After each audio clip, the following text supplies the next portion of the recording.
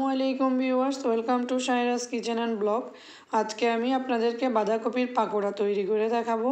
বিকেলের নাস্তায় এই বাঁধাকপির পাকোড়াটি চায়ের সাথে আপনারা ট্রাই করে দেখতে পারেন। আমার এই রেসিপিটি যদি ভালো লাগে চ্যানেলটি সাবস্ক্রাইব করবেন, লাইক কমেন্ট শেয়ার করতে ভুলবেন না। চলুন তাহলে রেসিপিটি তৈরি করে ফেলি। বাঁধাকপির পাকোড়া তৈরির জন্য 200 গ্রামের মতো বাঁধাকপিকে কেটে ধুয়ে পানি ঝরিয়ে নিয়েছি। স্বাদমতো লবণ মেখে বাঁধাকপিগুলোকে 5 মিনিট রেখে দিতে হবে যাতে এটা সফট হয়ে আসে। বাঁধাকপিটাকে চেপে চেপে হাতের সাহায্যে পানিগুলো বের করে ফেলে দিতে হবে।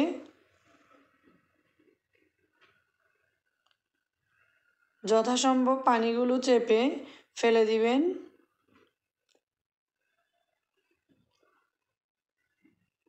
বড় সাইজের পেঁয়াজ হলে একটি পেঁয়াজ দিলেই হবে, আর আপনারা যদি পেঁয়াজের পরিমাণ বেশি পছন্দ করেন একটু বাড়িয়েও দিতে পারেন।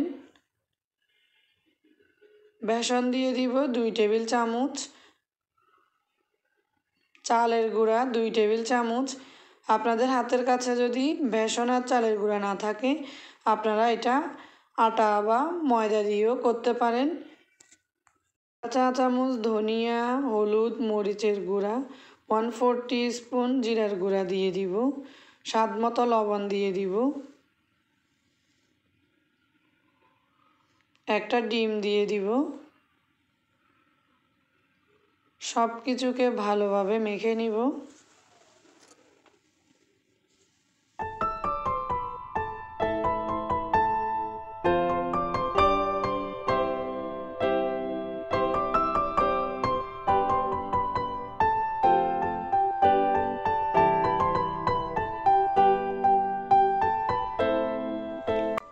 তিনটি কাঁচামরিচ ফালি দিয়ে দিব। ধনিয়ার পাতা কুচি দিয়ে দিব।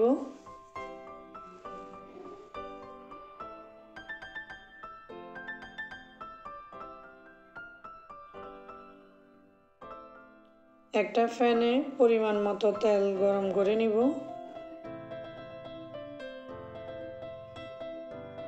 তেল গরম হয়ে আসলে পছন্দ মতো শেপ করে পাকোড়াগুলো তৈরি করে নিব। আপনারা চাইলে আরও ছোট সাইজের করে তৈরি করতে পারেন। যার যেই সাইজের পছন্দ ওরকম সাইজ করে তৈরি করে নেবেন।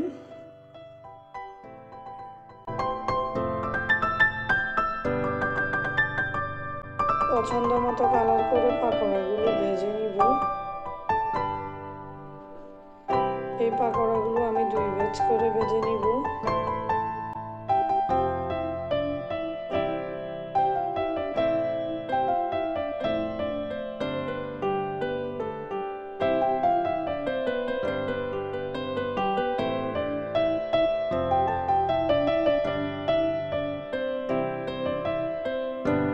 আমার আজকের পাকোড়া রেসিপিটি যদি আপনাদের ভালো লাগে তাহলে রেসিপিটি একবার হলেও বাসায় ট্রাই করে দেখবেন।